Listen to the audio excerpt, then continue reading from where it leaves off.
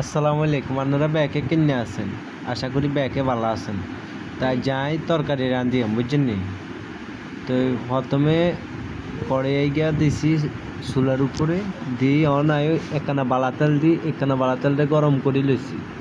ইয়ারে হ্যাঁ যে আর হচ্ছে কাঁচামরিচ, আদা বাড়ি আর হচ্ছে রসুন বাটা দিয়ে একখানা লাড়াচাড়া করি বালা করি, এটা গরম করে কষাই লই এমন লনের হরে কিছুক্ষণ লাড়ি চাড়ি হিয়ার হরে মনে করেন যে যেন এটাতে একটা তেলের গন্ধ চলে যাবে আর কি।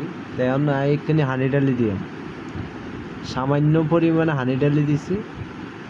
দেন হরে এটা একটু হয়েছে আর একটু বালাগুড়ি গরম হয়েছে আর এখন অলিদার মরিচ দিছি। দেনের হরে একটু লাড়াছাড়া করতেছি যেন অলদের আর মরিচের ঘেরান চলে যায়। তো এটা বালাগুড়ি কষানোর পরে আয়ন কচুর সরাই গুন্ডে ওই যে দই একটা হাজির মধ্যে থুইছি অন ডালি দিয়ে আমি গুন্ডে ডালি দিয়ে অন লাড়াছাড়া করি গলা মতো। তো একটু কষাইলে মানে কোনো রকম সিদ্ধ হইলে ইয়ার হরে দিয়ে আমি এটারে কিছুক্ষণের লাগে মনে করেন যে চুলার উপর বয়াই দিয়ে আর একটু পানি দিব।